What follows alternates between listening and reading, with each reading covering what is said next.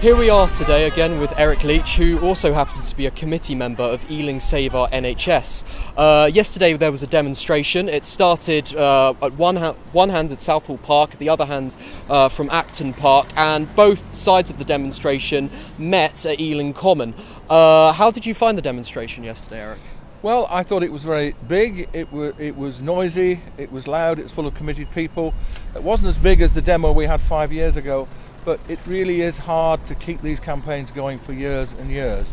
The weather wasn't great, it was sunny in the morning, but a large political turnout, and we had representatives from all over Ealing. So on balance, yes, the unions were very strong. It's much more heterogeneous now. It's patients, it's unions, it's staff, it's politicians. So yes, generally I was very happy. And can you tell us exactly what's going on with both Ealing and Hammersmith hospitals in regards to their respective A&E wards and as a whole? Well, if you look at the national picture, what the government wants to do is by 2021 reduce the annual healthcare bill by 22 billion. Okay, now that's a huge amount. That's given that the healthcare bill is 116 million. That's a huge amount. In northwest London, they want to reduce the annual bill by 2021 by 1.4 billion. Now, the way they want to approach this nationally, the tone was set 5 years ago at a World Economic Forum meeting in Davos, where management consultants, McKinsey's, presented papers that said, do you know, 40% of the people shouldn't be in hospital, they really need to be treated in the community.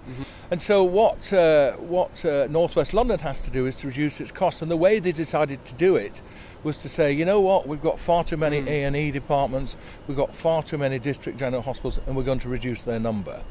In September 2014, they closed 2 hospital A&Es at Hammersmith and Central Middlesex. The performance figures for A&E were disastrous, some of the worst in England, and by now in their plan they should have closed the A&E at Ealing and Charing Cross, but I don't think they dare, because we keep telling them and we keep doing analysis that said people will die.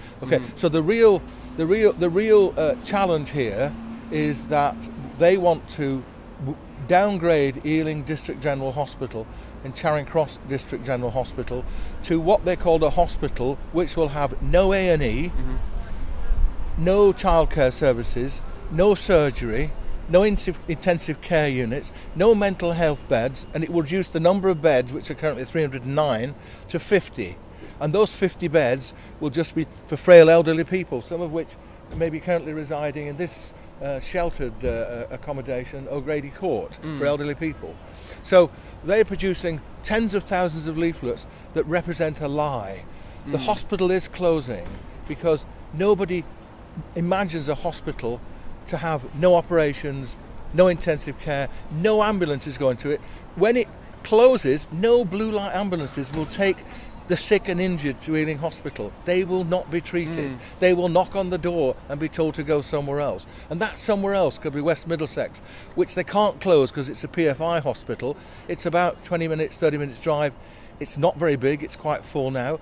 The bigger hospital is miles away in Harrow, is Northwick Park. It takes 3 buses to get there, and it could take you an hour and 20 minutes by car. So that's the problem. We do not want to lose our District General Hospital. Crikey, Ealing is 36,000 residents. In terms of people on the GP surgery list, it's 430,000 people over 21 square miles. What kind of self-harm madness is this to close this District General Hospital?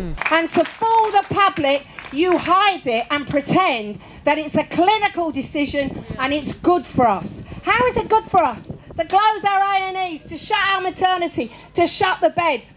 There's 1 bed on the march today, I don't know if you all saw it, and we jokingly said it's probably the last bed in Ealing. And actually, it probably is the last bed in Ealing, so if anyone needs a bed, you're welcome to borrow it. Local health bosses are saying that at the moment there are claims being made that the hospitals are being shut down, and that these claims, the health bosses rather, are claiming that these claims in turn are fictitious. What do you have to say to those health bosses?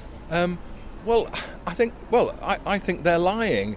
I think they inhabit a world of their own, which doesn't involve them being involved in local communities. That hospital's in Southall, which contains some of the most deprived areas and people in the country. Okay, it has very specific problems with HIV, with TB, with diabetes, and the real tragedy is that Southall, which officially has 70,000 people, probably has more like 80,000 people, and with the planned developments already approved, will probably reach 80, 90,000 in the next 20 years, will lose a local hospital, will lose its local hospital. So I'm afraid political dogma is making these people tell lies, and as role models for children, it's very naughty. Well, at the moment, the situation obviously doesn't look good for local residents. But as far as the demonstration yesterday went, being there myself, I think it went rather well. So that's one small good thing. However, how can residents in future get involved to make their voices heard, essentially, on the matter? Well, Ealing Save Our NHS has its own website, its own Facebook. You just type that into Google. And it's a very active group. It's been going 6 years. I'm on the committee. We regularly meet and 25 people turn up. We have people from the whole of the borough. We have some NHS staff involved. Get involved, join the campaign, find out what's happening and tell your neighbours and tell your friends.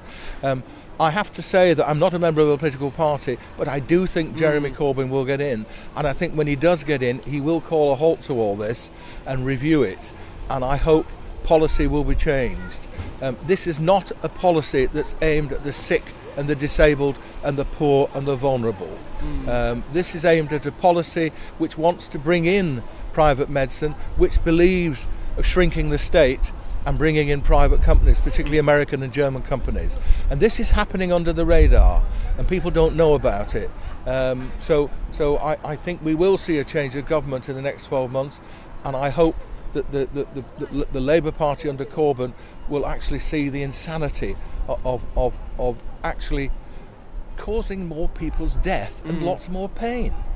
I was going to say, irrespective of one's political affiliations, who they've voted for in previous general elections, given the seriousness of this situation, I think that every local resident, anyone in West London in fact, has to at least look into this campaign, has to look at what's being done and try and get involved. So please check out the websites that have been mentioned, please check out the groups that have been mentioned, and just get on board. Thank you for your time, Eric. Thank you.